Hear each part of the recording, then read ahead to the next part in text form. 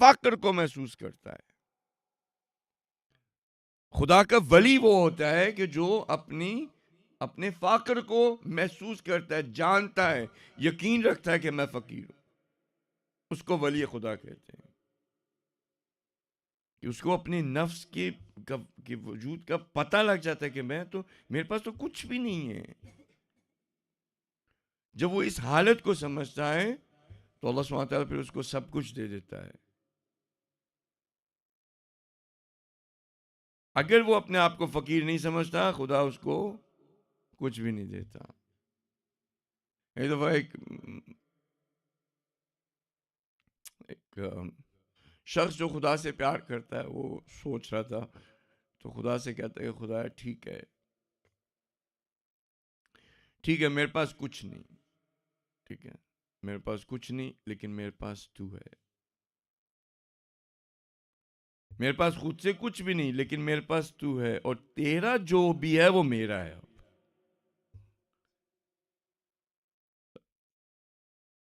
जुमला देखा आपने? कहते खुदा है ठीक है, माना सारा कुछ तेरा है, मेरे पास कुछ भी नहीं है, या?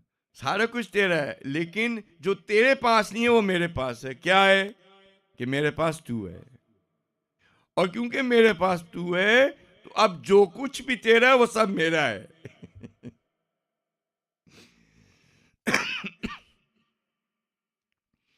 One person was speaking to Allah subhanahu wa ta'ala. He said that I understand that everything belongs to you, everything is yours.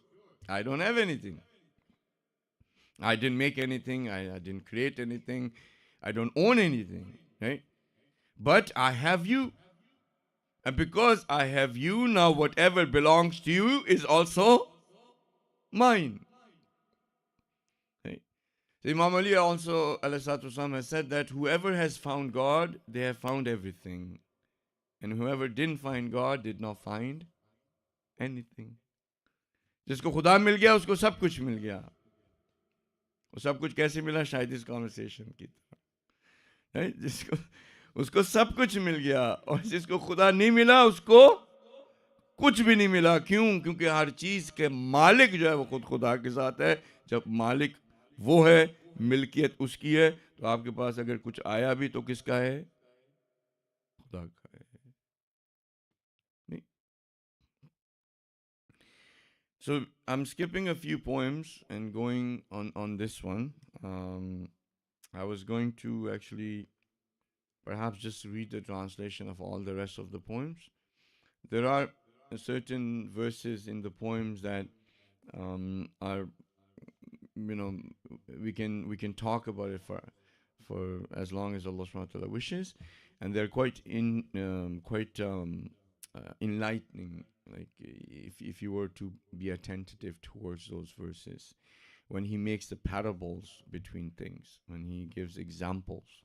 Um, the English translation that is done is it's been made way too simple than what the poetry is, and so regardless of even that, you will still get the idea when you look at those parables.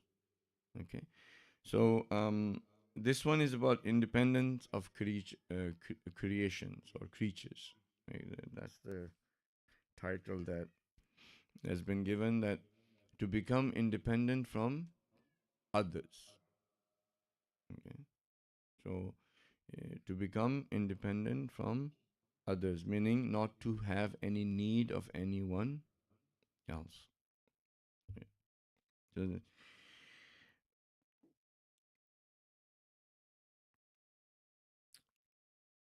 أغني عن المخلوق بالخالق تصد على الكاذب والصادق.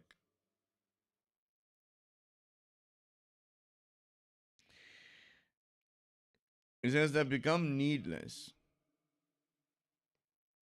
Become needless from whom? Right? From creation. Makhluk. Bil khaliq. So become needless from people and become in need of Allah subhanahu wa ta'ala. Oh yeah. Become needless from creation and become needy from the Creator.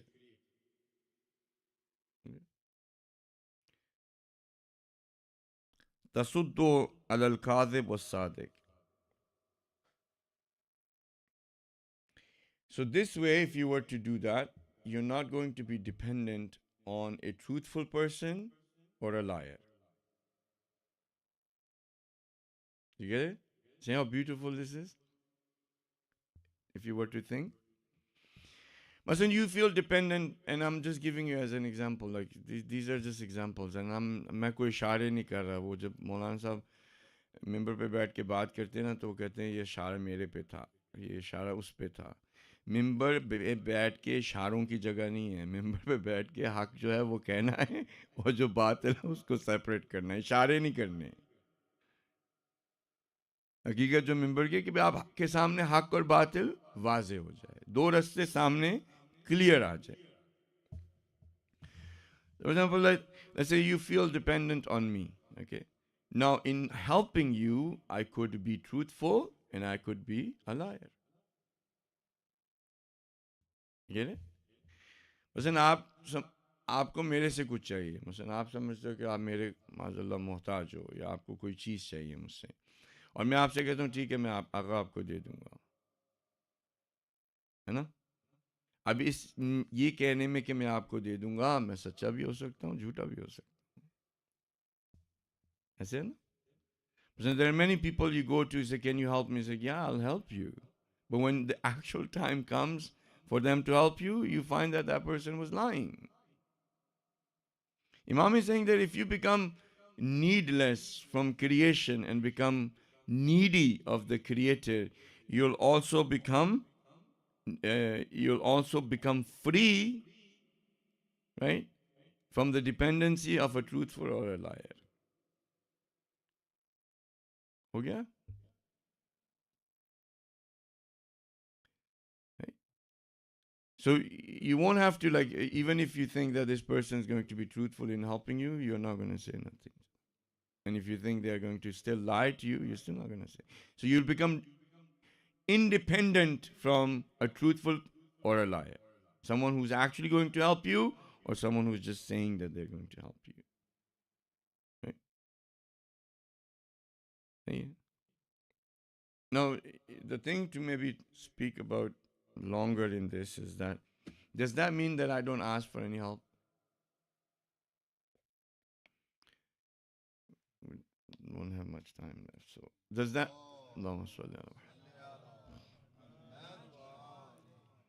Does that mean that I don't ask for no one's help? Like, I don't go to the doctor, I don't go to a mechanic, I don't, you know, ask you, anybody else, like, for help. So, because what I'm saying, you become independent, you won't need a truthful or a liar person for help. The word help is actually where the problem is. Okay? If you were to do something for me, if I was to take a look at it as help, has a different feeling. Yes or no? अभी इसी के साथ रहिएगा, ठीक है? If I was to do something for you and you were to take a look at that and that I'm helping you, you'll have a different emotion. But if I did something for you and you looked at it as my duty to do, you'll have a different feeling. The problem is in the word help, of the emotion that it brings in us. Help, the person helping and the person receiving the help. साथ है? मसला इस लफ्ज मदद में है जहां पे हमें इशू हो जाते हैं. ठीक है?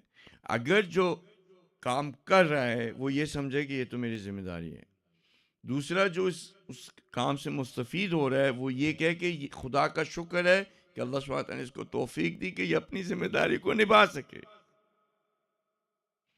और क्योंकि इसने अपनी जिम्मेदारी को निभाया, खुदा ने इसको तौफीक दी है, अब जो मेरे पास आया है मैं चाहूंगा कि मैं अब अपनी जिम्मेदारी को अदा करूं.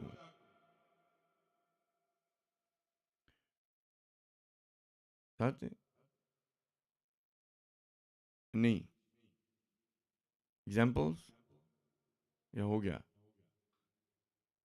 ارے like when two people are interacting this way, there is no such thing, there's no feeling of helplessness or that I'm in need or so forth. Nothing. The person doing is thinking that this is a responsibility, that I'm able to do this by the will of Allah subhanahu wa ta'ala, by the power of Allah subhanahu wa ta'ala, by the power invested in me. And they have the, so by the power invested in me, I am doing this. Right? And the person who's receiving this understands that by the power invested by Allah subhanahu wa ta'ala in this person, he has done this. Now that I have received this, a favor from Allah subhanahu wa ta'ala, I need to do my responsibility because I have received this favor from Allah subhanahu wa ta'ala.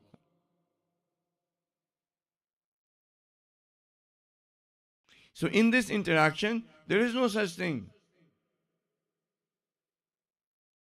وہ کہہ رہا ہے کہ بھائی ٹھیک ہے، اللہ سبحانہ تعالیٰ نے اس کو طاقت دی، اس نے یہ کام کیا، مجھے یہ چیز ملی اللہ سبحانہ تعالیٰ کی وجہ سے، ٹھیک ہے.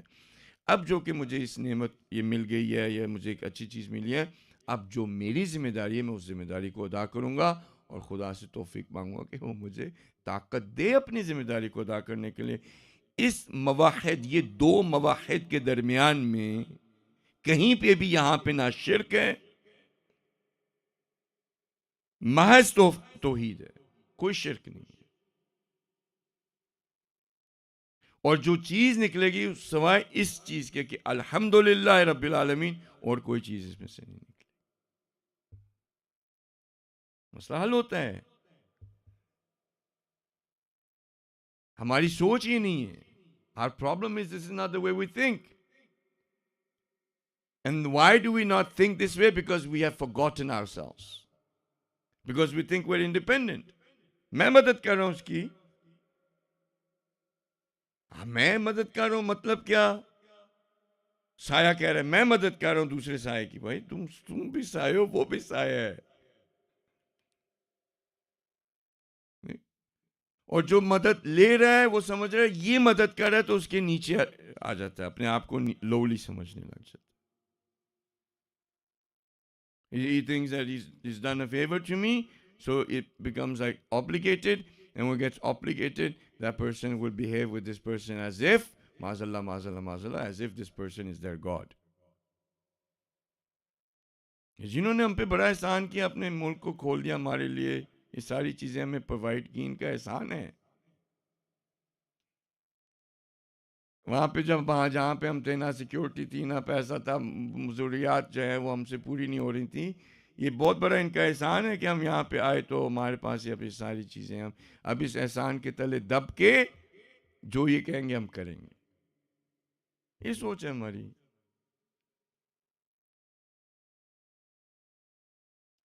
اب اس سوچ کے اندر کیا ہوگا؟ خدا تک پہنچیں گے، خدا کا خوف آئے گا؟ نہیں. کس کا خوف آئے گا؟ کس کا خوف آئے گا؟ ان کا خوف آئے گا. تبھی تو آج کوئی خدا سے نہیں ڈرتا، کوئین سے سارے ڈرتے ہے نا. مثلا ایک جگہ پہ لڑ پڑے یہ سو کال مومنین، تو وہ لڑ پڑے اور پھر وہ پولیس آئی تو وہ جوتیاں لے کے اندر آ گئی حسینیہ کے. تو وہاں پہ جو سو کال مومنین تھے وہ کہتے ہیں پولیس والی سے کہ you not, this is a place of worship, have some respect, why you came with your shoes.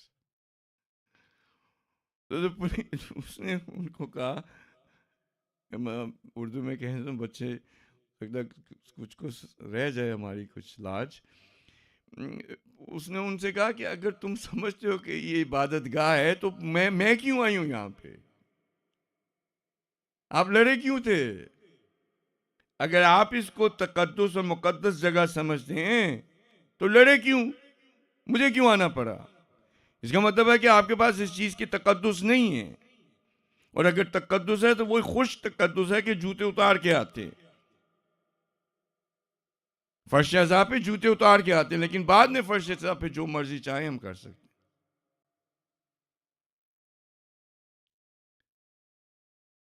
हैं. तो because of this sort of thinking, our root problems are from there. This Alhamdulillah Rabbil Alameen, when we say it, think about what you're saying. There's a difference between hamd and madh. जो मद्दाही मसलन हम वो भी करते हैं, मद उर्दू में आप जब एमसी क्या पुकारते हैं उनको, हाँ मदा सनाए अहलुल बैत, ठीक है. और हमद में फ़र्क है. There's a difference between now praise and glorification. Glorification and praise, these are two separate things. Okay? When you see a beautiful flower, its glory is apparent to you. The existence of the flower has given you this feeling that it's beautiful. The flower in itself hasn't done anything, it's just there. You see a beautiful rose, it's like beautiful, so beautiful. This is glory. Because it hasn't done anything, it just exists. You see a beautiful lake, it's a glory, like this is glory. You say, wow, what a lake. The lake in itself hasn't done anything. है ना? English Urdu में तो नहीं करने की जरूरत. मतलब आपने खूबसूरत मतलब सैफुल मुल्क को देखा, आपने कहा क्या मतलब लेक है, बहुत खूबसूरत है. सैफुल मुल्क ने क्या किया? कुछ भी नहीं किया ना. खुद उसका वजूद है जो आपने देखा और आपने कहा क्या खूबसूरत झील है. Hamd is different. Hamd is when someone performs a beautiful action with choice. With me? The lake didn't perform any action of beauty. It exists. You saw it, you glorified it. But hamd is when something beautiful is shown by choice. When a beautiful action is performed by choice. And when it is performed by choice and it's beautiful, hamd is for that performer. Praise is for that performer. What is the difference between the two, glory and praise? Madahi or madh and hamd.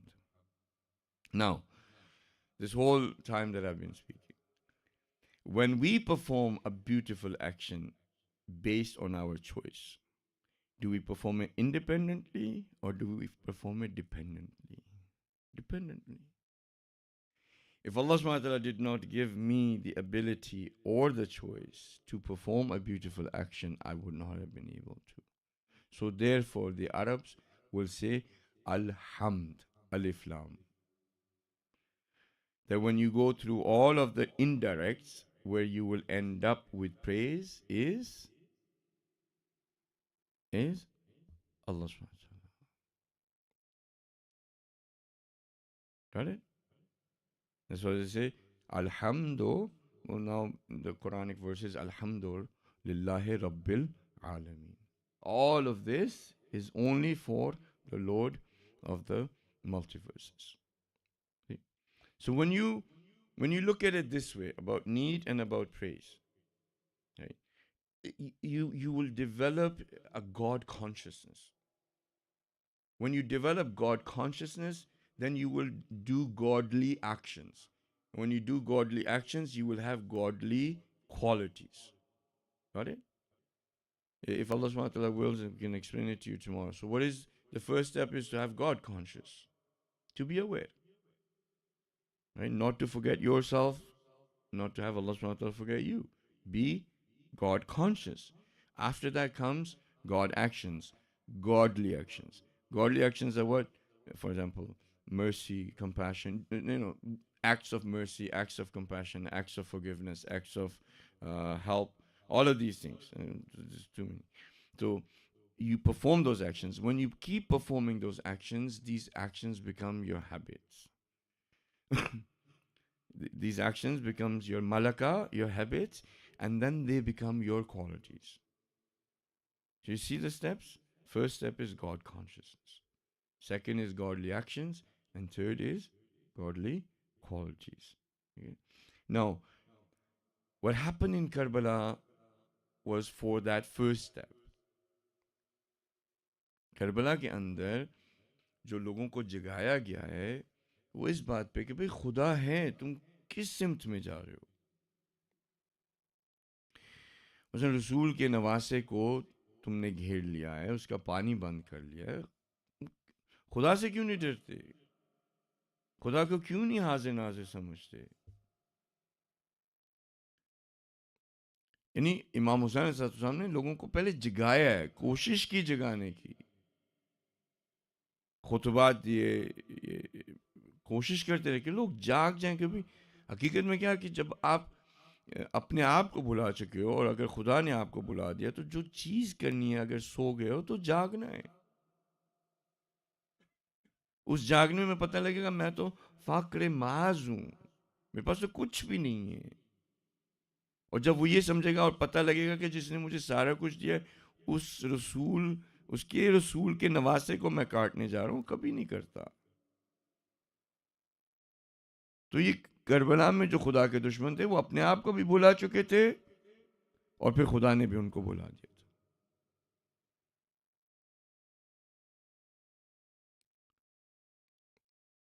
ہے نا؟ آپ کسی بھی کسی انسان سے کہیں کہ بھئی we're going to stop water for like kids,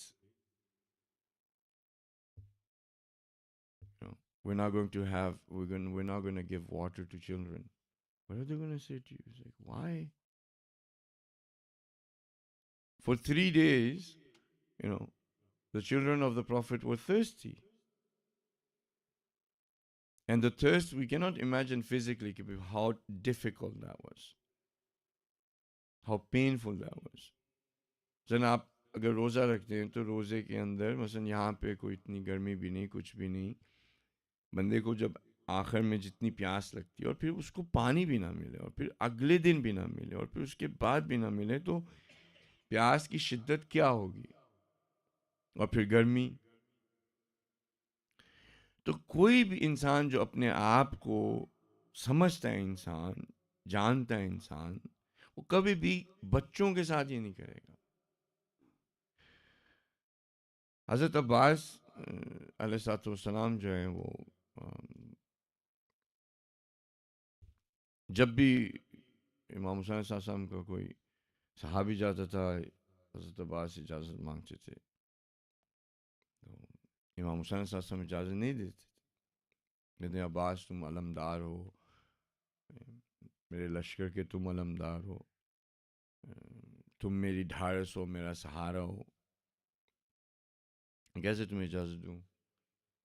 جب سارے اصحاب چلے گئے امام حسین کے پاس آ کے کہتے ہیں کہ مولا وہ جس لشکر کا آپ نے کہا تھا کہ میں علم بردار ہوں وہ تو لشکر رہا ہی نہیں، اب مجھے اجازت دے دیں،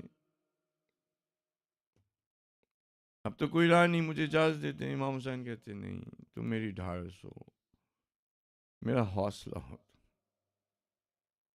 آپ کو پتہ حضرت عباس کو امام علی علیہ السلام نے یعنی بنایا اور مانگا ہی اس دن کے لیے تھا. ہر طرح سے ان کی جو تربیت کی حضرت عباس کی وہ اسی دن کے لیے کی تھی. یعنی حضرت عباس بنے ہی اس دن کے لیے تھے. جب آخری لمحات امام علی علیہ السلام کے جب ابن ملجم نے رحمۃ اللہ علیہ نے ضربت ماری ہوئی تھی اور ان کے سر کو جو ہے ایک پارچے سے باندھا ہوا تھا اور زہر جو ہے وہ سرایت کر گئی تھی جسم مطہر کے اندر، جس انداز میں ربط وصل کیا امام حسین کو حضرت عباس کو ایک دوسرے کا خیال رکھنے کے لیے، اور خیال بھی کس انداز سے کہ حسین کو امام یہ امام حسین صلی اللہ علیہ وسلم کی جو پیاس ہے نا، وہ بی بی فاطمہ نے بھی اس کا بہت خیال رکھا، رسول نے بھی رکھا، امام علی نے بھی رکھا کہ حسین پیاسا نہ اسے پیاس محسوس نہ ہو.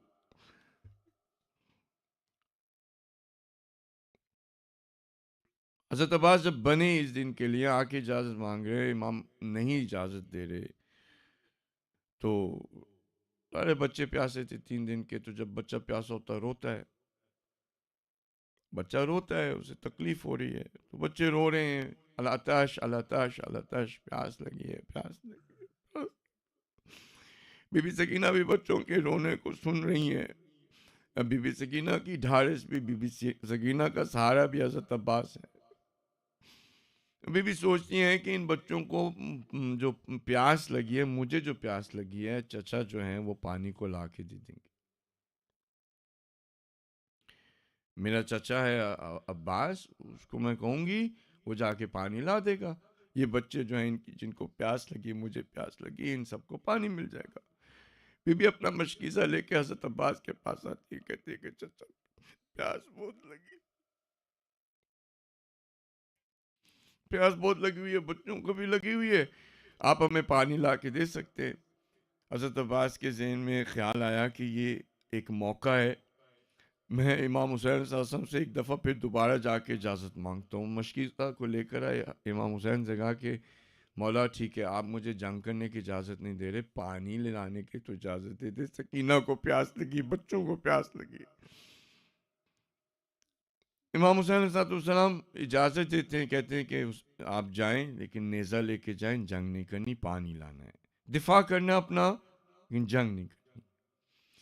کیونکہ اگر جس دن اگر آپ کے ہاتھ میں تلوار آ گئی اور آپ نے جنگ شروع کر دی، لوگ کہیں گے کہ حسین جنگ کرنے آیا. میں نہیں چاہتا کہ یہ لوگ سمجھیں کہ میں جنگ کرنے آیا تھا، میں آیا تھا ان کے بلانے پہ.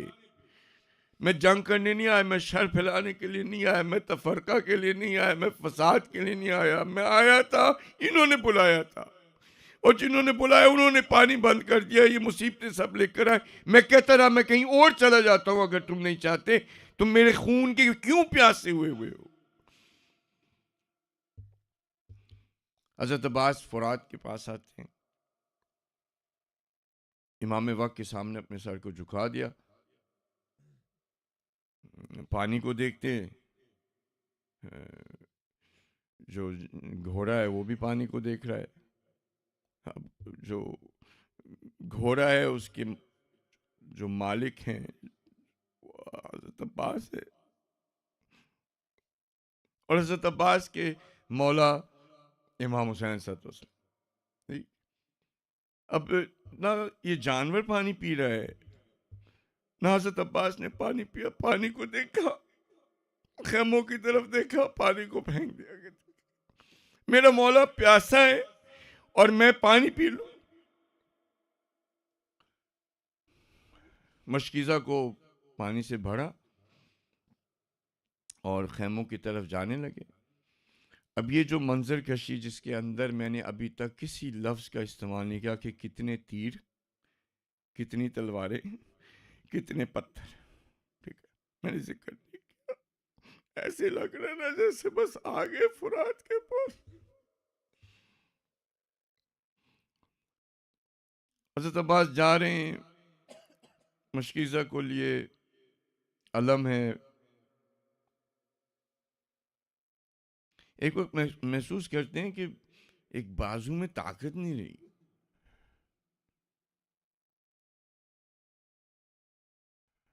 کیا ہوا؟ ایک ہم دیکھو نا، جب پھول آتے ہیں تو پھولوں کی ٹہنیوں کو ہم کاٹتے ہیں،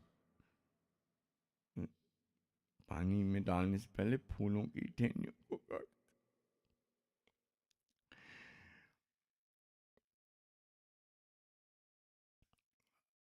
حضرت عباس کا بازو جس میں وہ طاقت محسوس نہیں کر رہے تھے،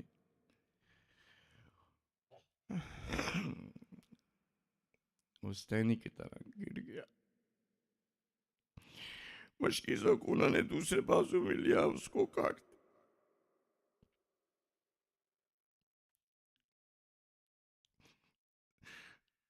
علم گر گیا.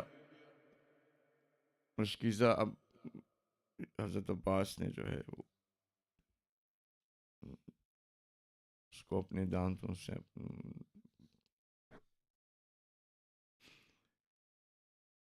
ایک تیر آتا ہے اور حضرت عباس کی امید کو وہ قطرہ قطرہ گرا دیتا ہے. تیر آیا, اس نے قطرہ قطرہ امید جو ہے وہ گرتی رہی. جیسے جیسے وہ قطرے گرتے گئے حضرت عباس کے جذبات بدلتے گئے. ان کو اپنا وعدہ یاد آ رہا تھا. پھر کچھ ایسے ہوا کہ حضرت عباس کو محسوس ہوا کہ سر پہ ایک عجیب سا ان کو بوجھ سا محسوس ہوا, جس کی وجہ سے وہ زمین کی طرف روانہ ہو گئے, بلندی سے نیچے کی طرف آنے لگے. دو شخصیتوں کا ایک بلندی سے نیچے آنا, اس کو تشبیہ دی جاتی ہے, کہا جاتا ہے کہ دونوں ایسے ہی بلندی سے نیچے آئے, ایک حضرت عباس کا اور ایک بی بی زینب.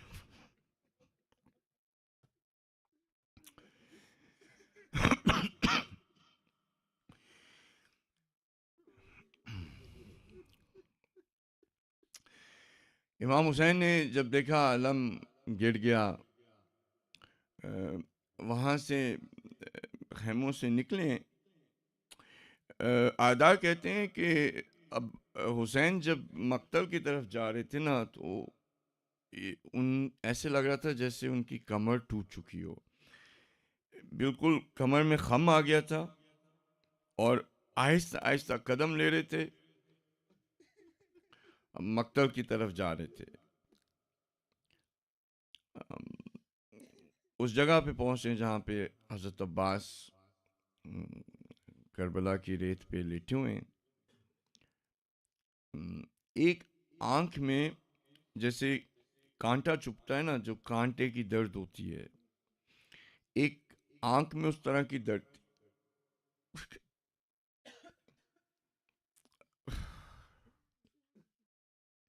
اور اس کی وجہ سے آنکھ میں سے خون نکل رہا تھا اور دوسری آنکھ میں بھی جا رہا تھا.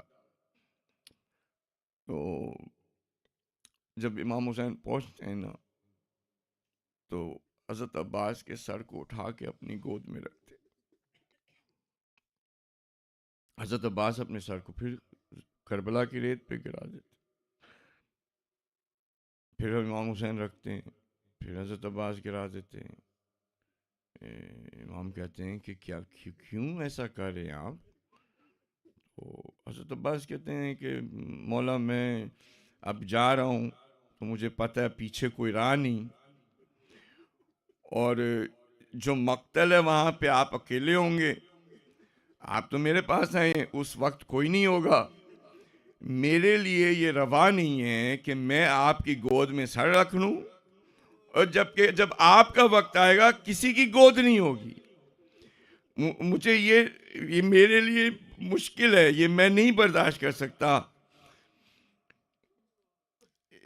امام سے کہتے ہیں کہ میں آپ کا چہرہ دیکھنا چاہتا ہوں, میری آنکھوں میں خون ہے, اگر میرے بازو ہوتے میں خون کو ہٹاتا, آنکھوں سے ہاتھ ہوتے ہٹاتا, میں معذرت چاہتا ہوں, میں آپ سے کہہ رہا ہوں میری آنکھوں سے خون کو ہٹا دیں, میں دیکھنا چاہتا ہوں آپ کو.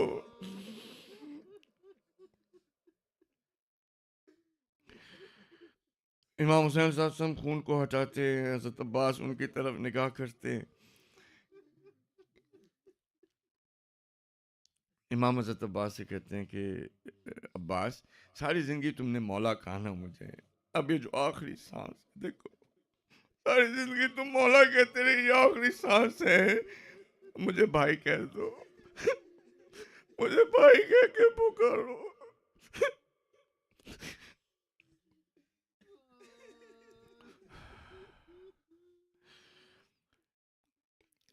حضرت عباس امام سے کہتے ہیں کہ میں بھی کچھ آپ سے کہہ سکتا ہوں. دیکھیں, میری لاش کو نا یہاں پہ چھوڑ دیجئے گا, میں بہت زیادہ شرمندہ ہوں. میں سکینہ سے کہہ کے آیا تھا میں پانی لے کر آؤں گا, وہ بچوں کے ساتھ کھڑی ہوگی, میرا انتظار کر رہی ہوگی, اور جب آپ میری لاش لے کے جائیں گے مجھے بہت زیادہ شرمندگی ہوگی. اس کا مشکیزہ سے تو پانی سارا جا چکا, آپ مجھے خیموں کی طرف نہیں لے کے جانا. حضرت عباس امام حسین کی کے بارے میں فکر کریں, یہ بات کہہ کے نا ان کے بارے میں فکر کریں, کس طرح ایک لاش اس کے بازو نہ ہو اٹھانا کتنا مشکل.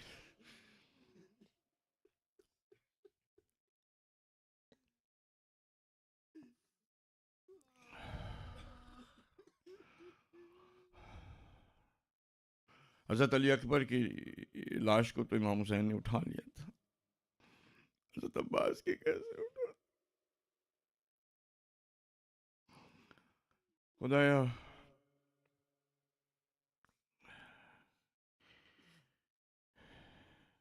جن کے جو پیکر وفا ہوں, جو باب الحوائج ہوں, ان کے وسیلے سے امام زمان صلی اللہ علیہ وسلم کی ظہور میں تعجیل کر دے, ہمیں ان کے اصحاب میں شمار کرمات میں.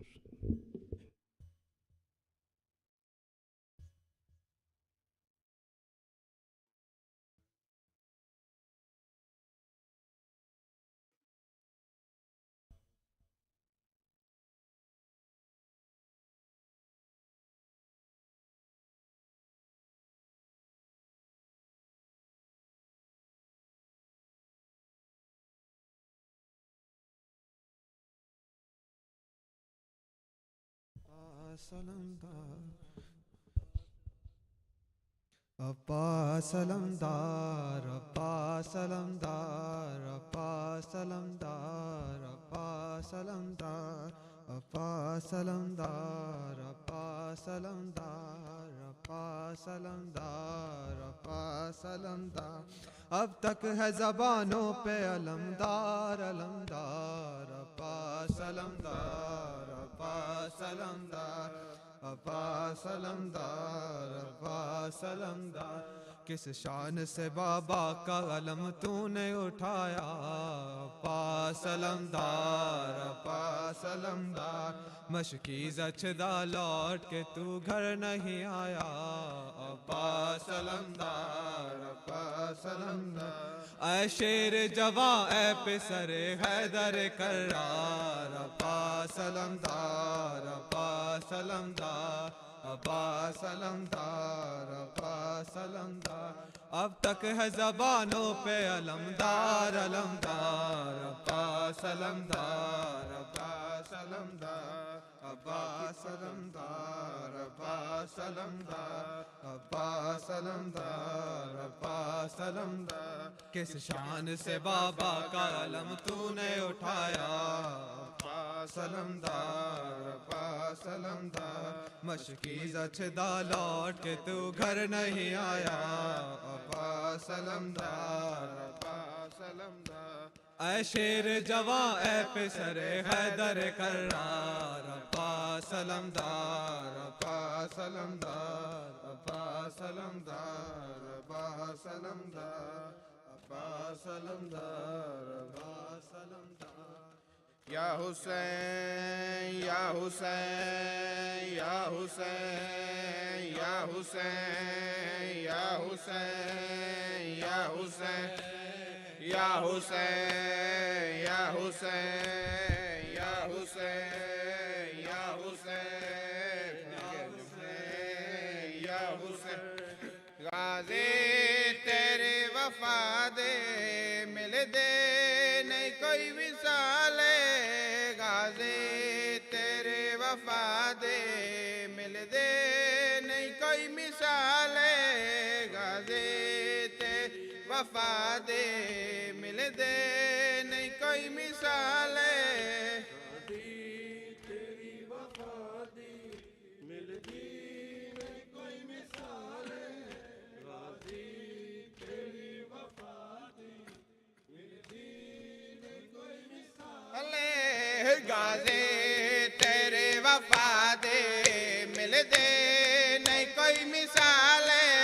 غازی تیرے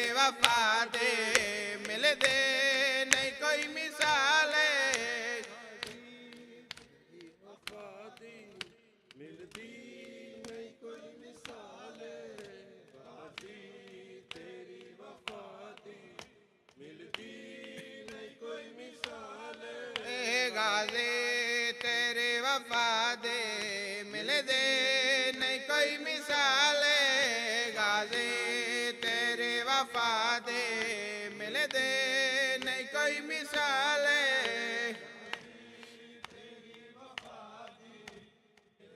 میں یہ پڑھوں گا دوسری دفعہ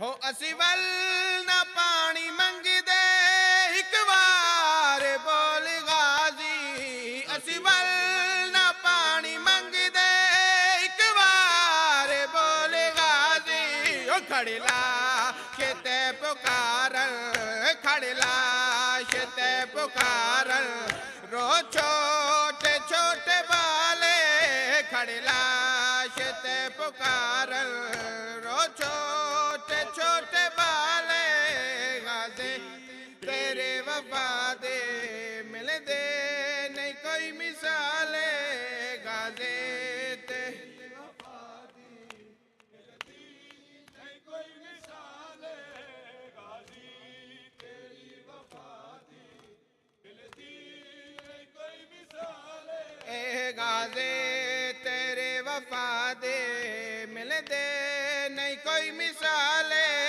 غازی تیرے وفا دے مل دے نہیں کوئی مثال تیری وفا دے ملتی نہیں کوئی مثال غازی تیری وفا دے ملتی نہیں کوئی مثال ہو صدقے تیری وفا تو سر سانگ تے نہ چڑھیا صدقے تیری وفا تو سر سانگ تے نہ چڑھیا ول نہ نظر میں کو ول نہ نظر میں کو سینی دے کھلے والے ول نہ نظر میں کو سینی دے کھلے والے غازی تیری وفا دے مل دے نہیں کوئی مثال غازی تیری وفا دے مل دی نہیں کوئی مثال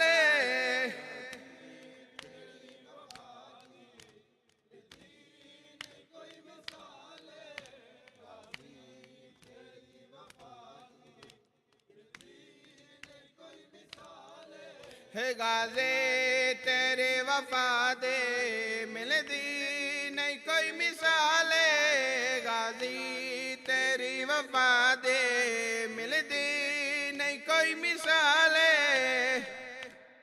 تیری وفا دے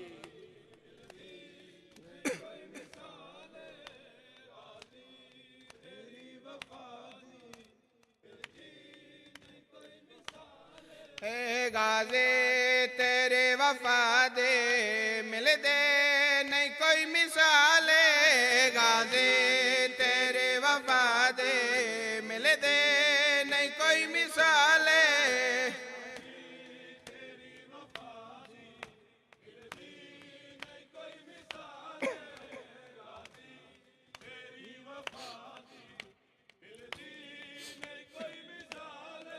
ہو جیندہ جے ہوندا غازی رسیاں نہ پاندی زینب جیندہ جے ہوندا غازی رسیاں نہ پاندی زینب کہہ دے نہ تھے کہ جاندے کہہ دے نہ تھے کہ جاندے بازار دے وچالے کہہ دی نہ تھے کہ جاندے بازار دے وچالے غازی تیرے وفا دے مل دی نہیں کوئی مثال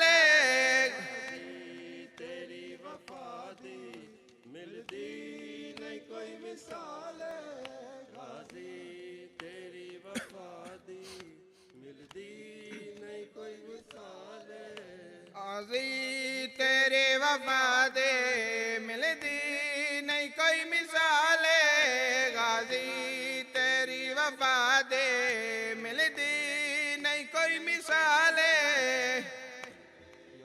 کھول کے بولو یا پیچھے نہ چھکو میرا کوئی بیلنس نہیں ہو رہا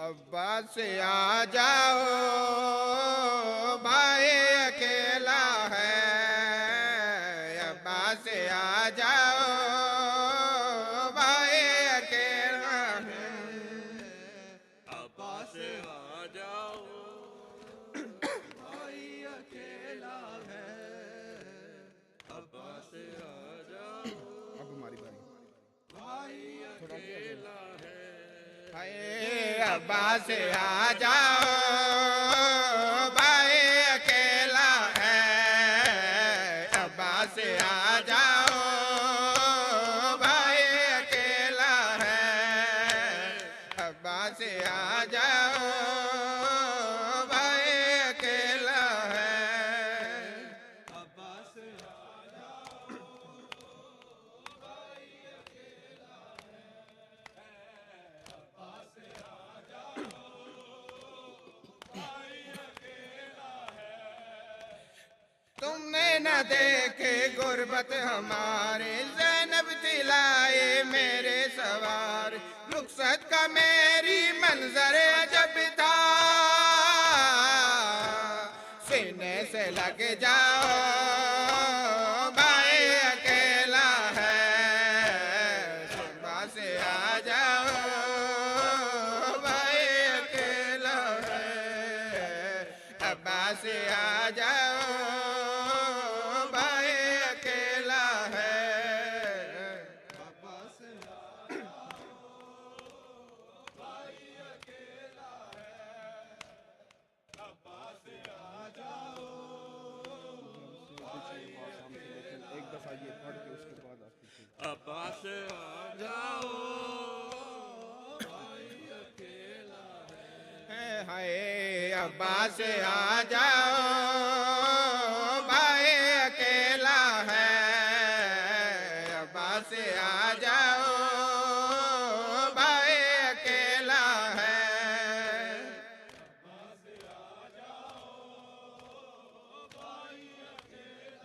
آخری شعر پڑھیں گے، سنگل ہی پڑھیں گے جس طرح پہلے پڑھا،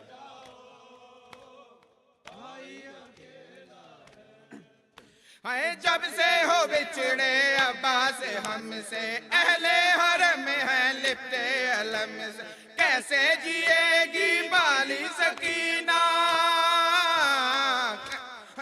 گاؤں کا بتلاؤ بھائی اکیلا ہے، کیا ہوگا بتلاؤ بھائی اکیلا ہے، عباس آ جاؤ بھائی اکیلا ہے، عباس آ جاؤ اللہم صلی علی محمد و آل محمد وجہ متوجہ اذان